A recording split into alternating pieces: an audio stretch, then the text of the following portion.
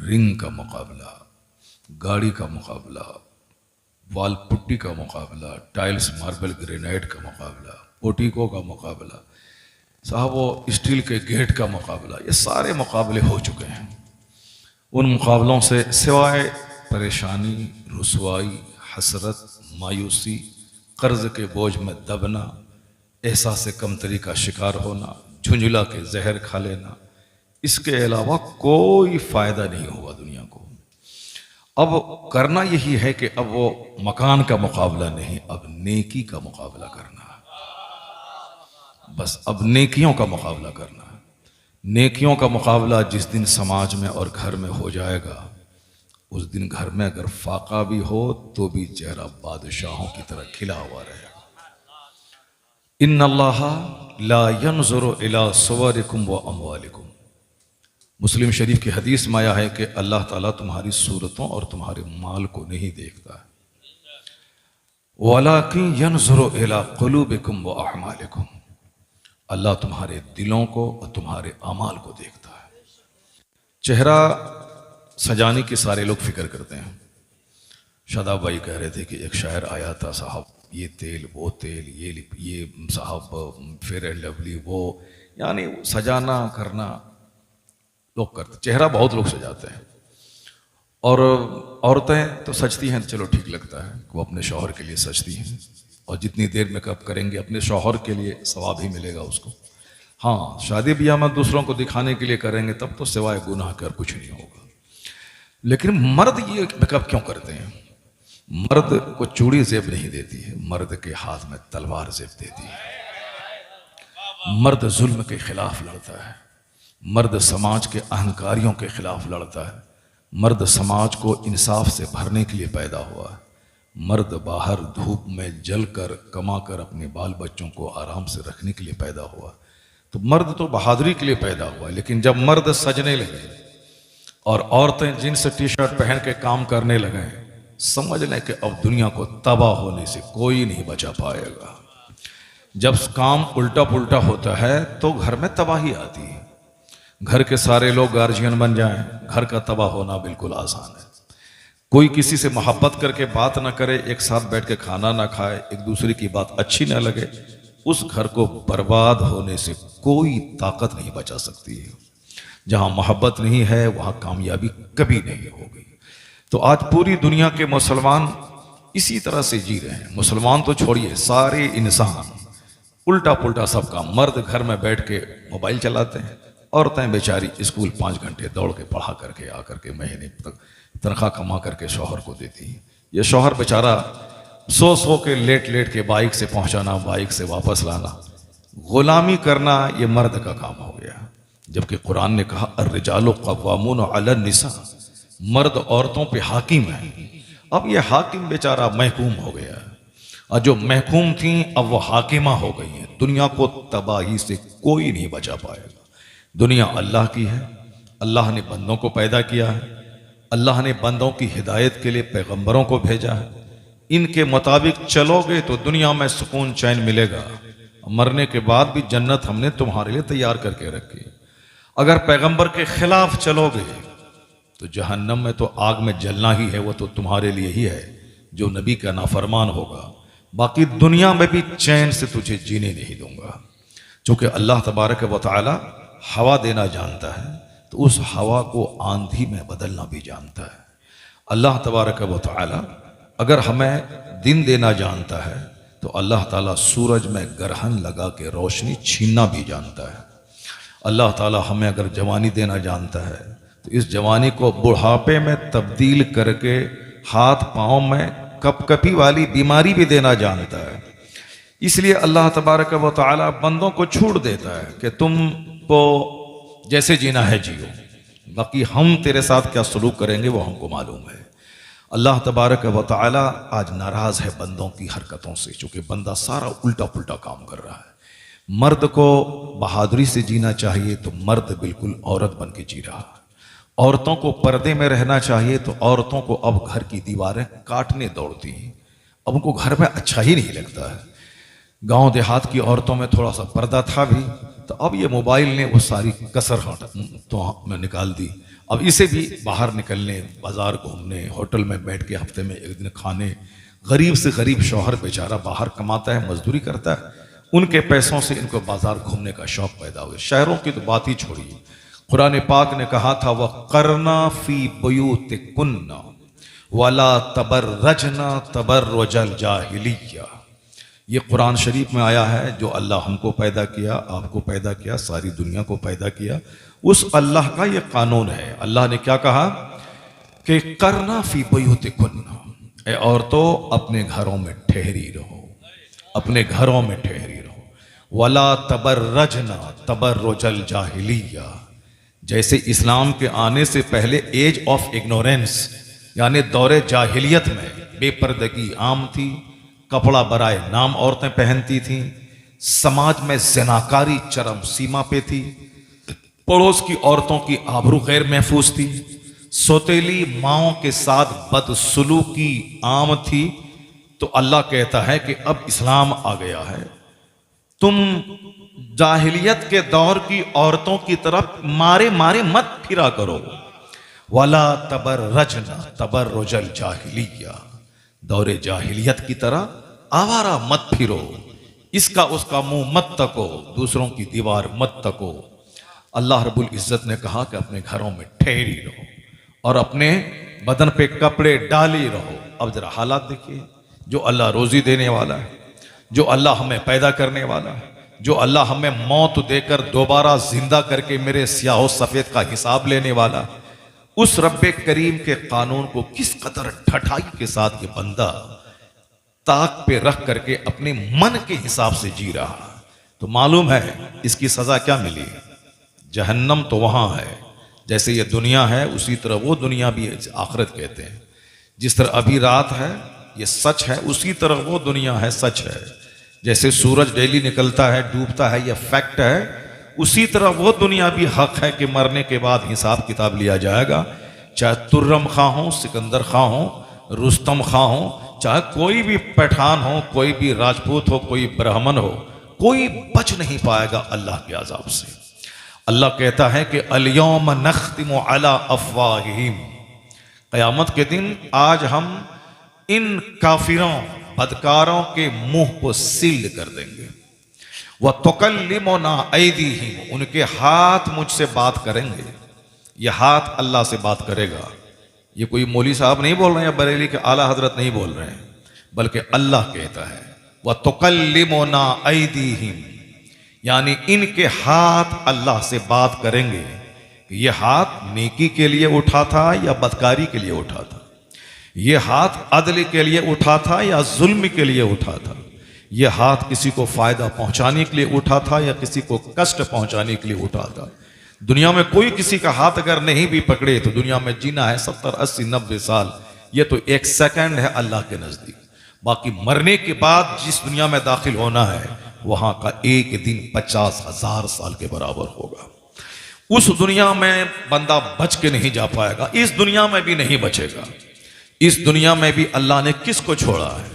अल्लाह ने नमरूद को मामूली मच्छर मक्खी से तबाह बर्बाद कर डाला।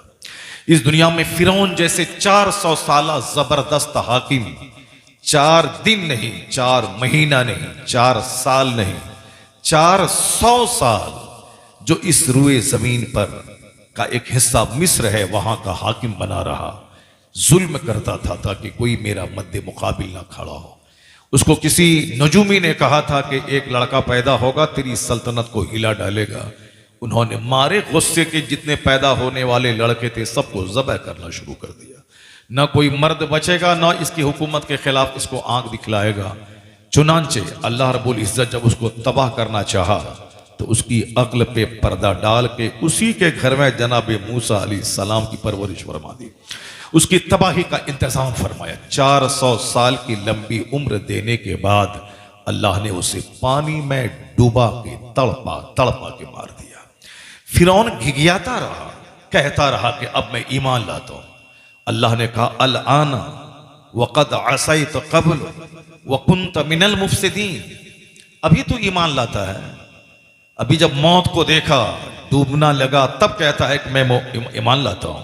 जैसे आमतौर पर समाज का यही तौर तरीका होता है, जब मुसीबत में फंसता है तब बंदा मौलाना को याद करता है, तब दुआ तावीज़ के लिए पीर साहब के पास दौड़ता है, तब वह मस्जिद में दौड़ता है। और जब खुशहाल है, सेहतमंद है, दौलत भी आ रही है, आमदनी भी अच्छी है, कौन मौलाना, कैसा पीर, कैसी तावीज़, कैसी दुआ, कैसी मस्जिद, कैसा नफल, कुछ नहीं। उस वक्त वह पैसे के बल पे डकारें लेता है, सीना तान के चलता है कि पूरे पीपल साना को तबाह बर्बाद कर देंगे, कौन है जो मेरी तरह कमाता है, मेरी तरह खाता है। जब अल्लाह तबारक व तआला एक कांटा पैर में चुभा देता है, वो कांटा जब कैंसर और नासूर की शक्ल ले लेता है, अब जब उसको लगता है कि अब मैं दुनिया छोड़ के चला जाऊंगा, अब वो घिघिया के सबसे माफी मांगने लगता है, तब लोग कहते हैं कि बड़ा चाहता था कि मैं जो चाहूंगा सो कर लूंगा, अब तो पता चल गया कि बंदों के चाहने से कुछ नहीं होता है, वही होता है जो मंजूर खुदा होता है।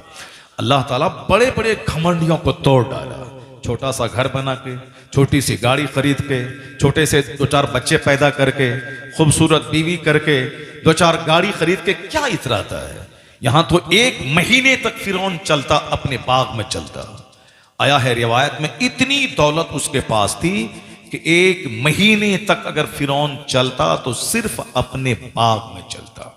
इतनी हुकूमत अल्लाह ने दी थी, इतना लंबा घना बाग उसका था, मगर अल्लाह ने सारे गुरूर को तोड़कर उसे पानी में डुबाया और डूबते हुए कहने लगा फिरौन के अब मैं ईमान लाता हूं, अब मुझको माफ कर दिया जाए।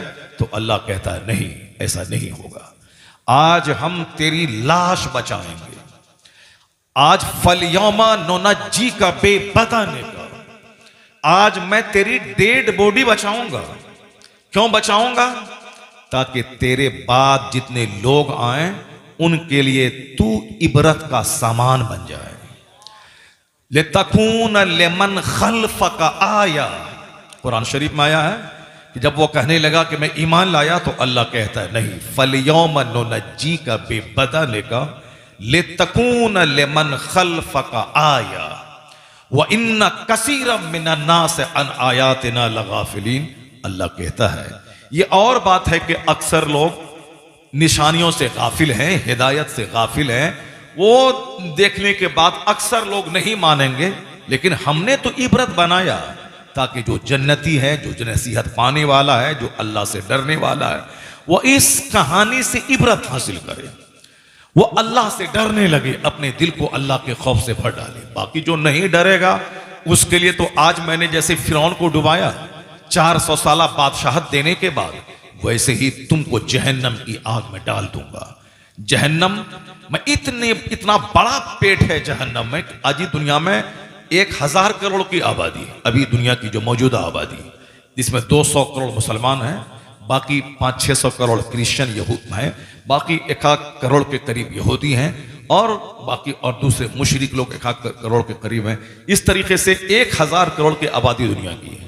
और जब से दुनिया बनी है, जनाब आदम अलैहिस्सलाम के बाद से लेकर अब तक कितने खरब लोग पैदा हुए, जितने लोग हैं गिनती के कम लोग जन्नती होंगे, मेजॉरिटी लोगों की जहन्नमी होगी, जहन्नम की होगी, जहन्नमियों की होगी।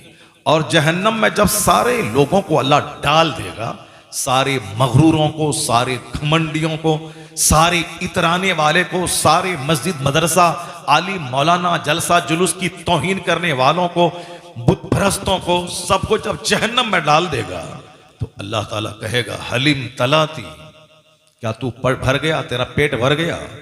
जहन्नम से खरबों लोगों से जब जहन्नम को अल्लाह पाट देगा, तो अल्लाह पूछेगा, कुरान शरीफ में आया है, अल्लाह कहेगा हलीम तलाती, क्या तू भर गया? क्या दोज़ख तू भर गई? तेरा पेट भर गया? तो जहन्नम क्या बोलेगा? तक़ूल हल मिन मजीद, क्या और कोई बच रहा है क्या? तक़ूल हल मिन मजीद, क्या और कोई बच रहा है क्या? यानी पेट अभी भरा नहीं है। इतना बड़ा जहन्नम का पेट अल्लाह ने बनाया। अब कोई कहे कि है कि नहीं है, कौन देखा है? उस खबीस मरदूद को कहिए कि ये दुनिया बगैर किसी खंबे के अल्लाह ने ये आसमान खड़ा किया, तेरे सर पे जो ये आसमान है, ना इसका कोई ओर है ना कोई छोर है, अंडे की तरह बिल्कुल ये दुनिया गोल है। तो अब इसका कोई छोर और ओर नहीं है, ये बता दे कि ये दुनिया कितनी बड़ी है और इस दुनिया में कितने लोग अभी हैं और इस दुनिया की जमीन कितनी कुशादा है कि कितने महासंख्य लोग इस जमीन पे रह सकते हैं।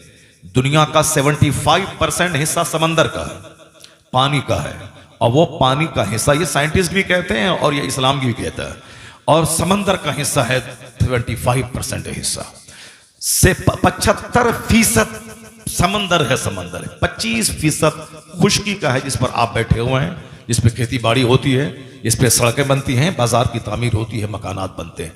75% है समंदर का हिस्सा। और कुरान में अल्लाह ने क्या कहा, जब कयामत आएगी तो हम समंदर को बहा देंगे। वइज़ल बिहार फुज्जिरत, जब ये समंदर के पानी को बहा दिया जाएगा। वइज़ल बिहार सुज्जिरत, जब उस समंदर के पानी में आग लगा दी जाएगी। समंदर के पानी को बहा के उसमें आग लगा दी जाएगी, पूरी दुनिया बरपट मैदान हो जाएगी। और जितनी भी लोग इस जमीन के अंदर दफन हैं, सबको यह जमीन उठा के बाहर फेंक देगी।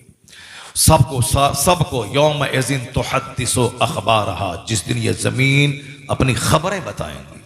व इज़ा ज़ुलज़िलतिल अर्दु ज़िलज़ालहा व अखरजतिल अर्दु अस्क़ालहा, जमीन अपने बोझ को निकाल के बाहर फेंक देगी। उसके बाद फिर ये जमीन पे हिसाब व किताब होगा। समंदर 75% है, और कितना बड़ा पेट होगा समंदर का। समंदर की तहें इतनी हैं कि कई हजार मीटर अंदर समंदर की गहराई है।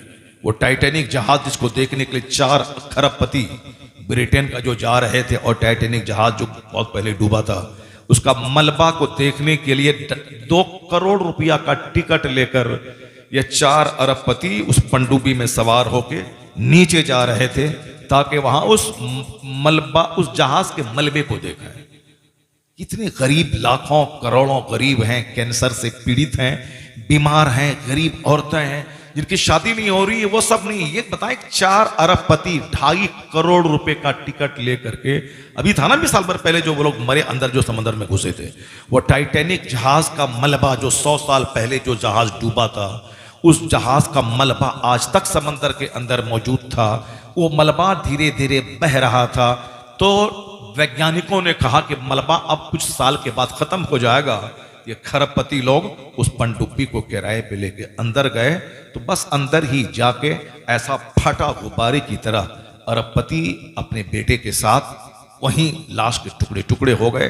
जहाज तो अपनी जगह रहा, यही लोग मर के समंदर के पानी में मिल गए। गोया पैसा दे के इन्होंने मौत खरीदी। अब मौत ने इसको वहां बुलाया जहां उसकी तकदीर में मौत लिखी थी। ये सारे वाकयात होते हैं, मगर लोग उसको समझ नहीं पाते। समंदर तहबता समंदर है, तहबता है, एक लेयर इसका है, फिर उसके बाद दूसरा लेयर व्हाइट है, उसके बाद फिर एक लेयर है ब्लैक, अंधेरा, फिर उसके बाद एक लेयर है। कुरान शरीफ में आया है कि समंदर तहबता है, तहबता अंधेरा है ये समंदर। आप लोगों को मेरी बात शायद सुनने में अजीब सी लग रही होगी। अजीब तो नहीं लग रही आप लोगों को? चूंकि पीपल्स आने में तो मार धाड़ वाली तकरीर लोग सुनते हैं, यहाँ उठा पटक, ये वो रगड़ घस, वही सब सुना करते हैं। तकरीर वो नहीं है जो रगड़ घस हो, तकरीर वो है जो दिल में खुदा की याद पैदा कर दे।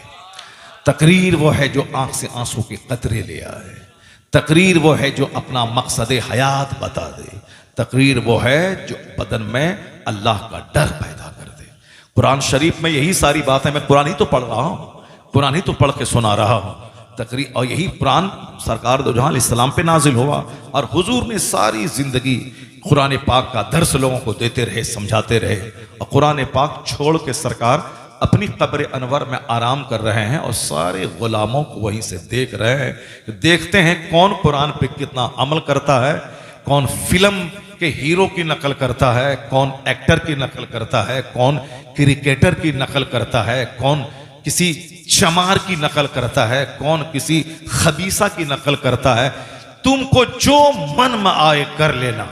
हुजूर की एक हदीस हर जुमा के दिन खुतबा रज़विया में तिलावत की जाती है, ए अमल माशीता, do what do you want, जो तेरी तबीयत माता है कर। जलसा से उठ के भाग जाओ, मस्जिद में शराब पियो, मौलाना की गर्दन में चादर डाल के मार दो, अपने बाप की छाती पे चढ़ करके 2-4 फाइट मारो, अपनी मां को घर से निकाल के भेज दो, दरगाहों पे बैठ के भीख मांगे, जो तेरी तबीयत में आता है कर ले। कितने दिन तक जिंदा रहोगे?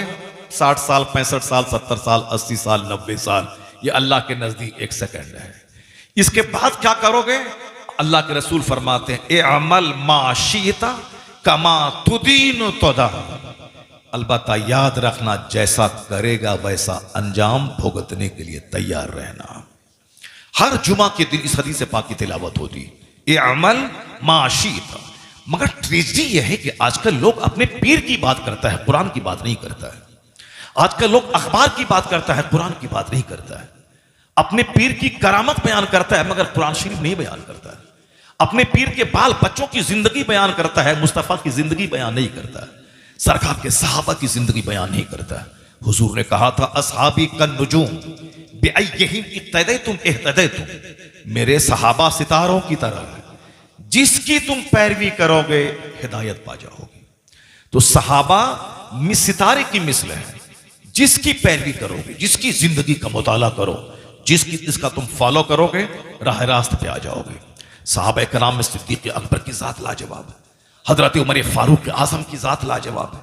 जिस सिद्दीक अकबर के बारे में हुजूर ने कहा कि सिद्दीक के माल ने मुझको इतना नफा दिया जितना किसी के माल ने नफा नहीं दिया, और अगर मैं किसी को खलील बनाता तो मैं अबू बकर को अपना खलील बनाता।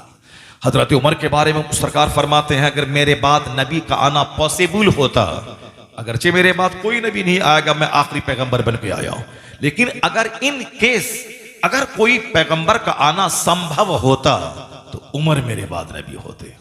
अब आप समझ सकते हैं कि उमर की अक्ल, उमर का इल्म, उमर का तदब्बुर, कितनी जबरदस्त उनकी हिकमतें थी। लेकिन कुछ खबीसों के दिमाग में कीड़ा ऐसा काटता है, सिद्दीक अकबर अफजलुल बशर बादल अंबिया, उनको गाली देते हैं। हजरत उमर फारूक आजम उनके खिलाफ ऑल फॉल बकते हैं। हजरत उस्मान गनी जो साहिब हिजरतैन है, जिन्होंने पहली हिजरत हबशा की तरफ की, दूसरी हिजरत मदीना की तरफ की, साहिब हिजरतैन, माल सारी दौलत छोड़ के अल्लाह की राह में वतन छोड़ के चला जाता, इसे एक हिजरत कहते हैं। उस्मान गनी डबल हिजरत आपने की। उस्मान गनी के निकाह में सारे पैगंबरों के सरदार की 2 बेटियां उसके निकाह में, एक बेटी निकाह में थी, इनका इंतकाल हो गया, दूसरी बेटी आपने उनके निकाह में दिया, पहले रुकैया को दिया, फिर उम्मे कुलसुम को दिया, दोनों का इंतकाल हो गया। तो हुजूर ने क्या कहा, ए उस्मान, अगर मेरे पास 40 बेटियां होती तो एक एक करके सब तुम्हारे निकाह में दे देता। कितना एतमाद था पैगंबर आजम अलैहिस्सलाम को हजरत उस्मान गनी पे। मगर खबीसों मरदूदों की कमी नहीं है इस दुनिया में। इस दुनिया में अल्लाह के मुनकिरों की, मुस्तफ़ा की तौहीन करने वालों की, मुस्तफ़ा के सहाबा को गाली देने वालों की कमी नहीं। इसलिए मैंने कहा ना कि जन्नत में मुश्किल से थोड़े लोग जाएंगे, और जहन्नम का पेट इतना बड़ा बनाया है कि न अमेरिका का प्रेसिडेंट से जहन्नम भरेगा, न हिंदुस्तान के किसी मंत्री से जहन्नम का पेट भरेगा, न दुनिया के शरीरों, शराबियों, पापियों, जुआरियों, सूदखोरों, हरामखोरों, माँ बाप के नाफरमानों और जुआबाजों से जहन्नम भरेगा। इतना बड़ा पेट है क्योंकि दुनिया शरीरों से भरी हुई है। नबी जब भी किसी कौम में आते थे लोग उनका मजाक उड़ाते थे। हम लोग तो चलो खाना खाते हैं इसलिए मेरी बात में असर नहीं रहा, हम लोग लिफाफ लेते हैं इसलिए चलो मेरी बात में असर नहीं रहा। मगर अंबिया कराम जो इस दुनिया में आते थे वह लोगों से तबलीग दीन के बदले में खाना तक नहीं मांगते थे, तबलीग दीन के बदले में नजराना तक नहीं लेते थे। वो कहते थे ला उरीदु मिनकुम, मैं तुमसे इसका कोई बदला नहीं मांगता हूं।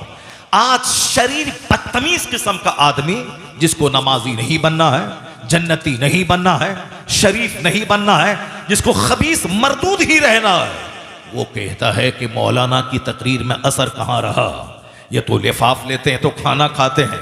मैं कहता हूं खबीसों मरदूदो, अपने सीने पे मातम करो। आसमान से पानी गिरता है, जरखेज जमीन उस पानी को जज्ब करके शानदार फसल उगाती है, और वही पानी पत्थर पे पड़ता है। अब पानी ढलक के नीचे गिर जाता है, पत्थर सूखा का सूखा रहता है। कसूर पानी का नहीं है, कसूर उस पत्थर का है जिस पत्थर में वो पानी जज्ब नहीं होता है। वही पानी जमीन पे पड़ा, नर्म जमीन, शानदार गेहूं, गन्ना, चावल, सारी फसलें लहलहा उठती हैं, मगर वही पत्थर है, सूखा का सूखा रहता है। ये खबीस मरदूत अपनी शरारत पे पर्दा डालने के लिए क्या कहता है, मौलाना लोगों में की बातों में असर नहीं रहा, ये खाना खाते हैं मुर्ग मुसल्लम और ये लिफाफ लेते हैं तो कैसे असर होगा। मैंने कहा खबीसों, ये हिदायत के लिए अल्लाह ने पैगंबरों को भेजा था और वो पैगंबर खाना तक नहीं मांगते थे तकरीर के बदले में, वो पैगंबर लिफाफ नहीं मांगते थे तकरीर के बदले में, मगर लोगों ने जवाब में क्या कहा उनसे, तुम तो हल्की बात कहते हो। उन लोगों ने खतरनाक बात कह दी। क्या खतरनाक बात कह दी? उन लोगों ने, शरीरों ने, काफिरों ने, मुशरिकों ने पैगंबरों को गाली दिया, उनके ऊपर में धूल डाला, उनके ऊपर पत्थर की बारिश की, और किसी काफिर से नहीं रहा गया तो पैगंबर के घर में आग लगा दी, किसी और काफिर से नहीं रहा गया तो आरे से चीर दिया। जनाब ज़करिया अलैहिस्सलाम को आरे से चीर दिया गया, किसके बदले में? वो अल्लाह का पैगाम पहुंचाते थे। जनाब यहया अलैहिस्सलाम को कत्ल कर दिया गया, किसके बदले में? वो अल्लाह का पैगाम पहुंचाते थे। जनाब नूह अलैहिस्सलाम 950 साल तक तबलीग दीन करते रहे, 9.5 साल नहीं, 950 साल तक, लेकिन बदले में लोगों ने क्या दिया? बदले में लोगों ने मजाक उड़ाया, लोगों ने गालियां दी। जब आप कश्ती तैयार कर रहे थे जिसमें ये और ईमान वाले सलामत रहेंगे और तूफान आने वाला है, लोग मजाक उड़ाते थे जनाब नूह अलैहिस्सलाम से, कश्ती कहां चलाओगे, बालू पे कश्ती दौड़ेगी, ये रेत पे कश्ती दौड़ेगी, मजाक उड़ाते थे। जनाब नूह अलैहिस्सलाम कहते थे आज मेरा मजाक उड़ा लो और कल मैं तुझ पर हंसूंगा, कल मैं तेरा मजाक उड़ाऊंगा, आज तुमको जितना मजाक उड़ाना है उड़ा ले। अब बताइए कि खाना तक नहीं मांगते थे, वो अल्लाह के नबी और रसूल थे, लोगों ने बदले में गालियां दी, बदले में आरे से चीर दिया, बदले में घर में आग लगा दी। इसका मतलब यह निकला कि इंसान का नेचर है, जब भी उनको उनकी बुराई की मजम्मत की जाती है ये इंसान तिलमिलाने लगता है। जब ये इंसान का मजाज है, जब कोई शराबी होगा मैं शराब की मजम्मत करूंगा, वो शराब नहीं छोड़ना चाहेगा, वो क्या करेगा? समझाने वाले का मुखालिफ बन जाएगा, समझाने वाले को गाली देगा, समझाने वाले को डूमरलाइज करने के लिए उनका ऐब तलाश करेगा, उनका ऐब ढूंढ के लोगों के सामने हाईलाइट करेगा। ये मस्जिद का इमाम जो जुमा के दिन शराब के खिलाफ तकरीर किया था, ये मौलवी साहब की बीवी को मैंने देखा था सोनार की दुकान पे बैठ के ये हाथों का कंगन मरा रही थी। मैंने इस मोर की मौलवी साहब को देखा था, ये साहब नकाब में मलबूस थे, इसकी बीवी वो सब्जी खरीद रही थी। ये मौलवी साहब को मैंने देखा था खेत में हल चला रहा था। ये मौलवी साहब को मैंने देखा था चौक पे बैठ करके दूसरों के साथ गपशप कर रहा था।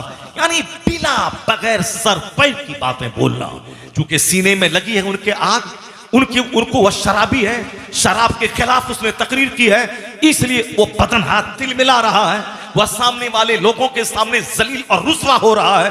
उस रुस्वाई का दाग मिटाने के लिए अब वह मौलवी का ऐब खींच तान के निकालता है, ताकि पता चल जाए कि जो शराबी के खिलाफ बोल रहा था वह खुद ही ऐब में घिरा हुआ है, वह क्या दूसरों को समझाएगा। यह शैतान का तरीका है कि समझाने वाले का मुखालिफ कर देना, समझाने वाले के खिलाफ गुस्सा दिला देना, समझाने वाले को उसमें डिमेरिट तलाश के निकालना। मालूम है जब कारून को हजरत मूसा अलैहिस्सलाम ने कहा कि अल्लाह का कानून है ज़कात निकालना है, कारून ने जब ज़कात निकाला तो बेपनाह माल ज़कात में निकल गया। कारून को माल को देखने के बाद लालच पैदा हुआ, इतना करोड़ों का माल ज़कात में, जबकि 40वां हिस्सा निकालने के बाद इतना सारा माल निकल जाएगा। तो अब कारून के दिमाग में ये एक शैतान ने सुझाया कि जो पैगंबर मूसा अलैहिस्सलाम तुम्हें अल्लाह का कानून बता रहे हैं, इन पर ऐब लगा दो, इनको रुस्वा कर दो, ताकि फिर दोबारा ये ज़कात के बारे में बोलेंगे नहीं, और इतना करोड़ों का माल ज़कात में निकलेगा नहीं। तो उन्होंने खरीदा एक फाहिशा औरत को, हम मीटिंग करेंगे, बनी इसराइल को जमा करेंगे और उस बनी इसराइल के महफिल में जनाब मूसा अलैहिस्सलाम को बुलाएंगे। वो हमको समझाने के लिए बोलेंगे और तुम खड़ी होके पूरे भरे मजमे में कह देना कि ये जो सबको समझा रहा है इसने मेरे साथ बदकारी किया है, तो तुमको उसके बदले में ढेर सारा माल और पैसा देंगे। मैं समाज का मजाज बता रहा हूं, मैं समाज के हालात पे एक तनकीद कर रहा हूं। आज जो लोग आलिमों के खिलाफ, आज जो लोग खुतबे जुमा के खिलाफ, जो लोग तकरीरों के खिलाफ बोलते हैं, साहब मैं उनको कह रहा हूं कि ये लोग किसी जनाकार जो समाज का चौधरी है उसके खिलाफ कोई तहरीक नहीं छेड़ता। जो समाज के शराबी, जो अपने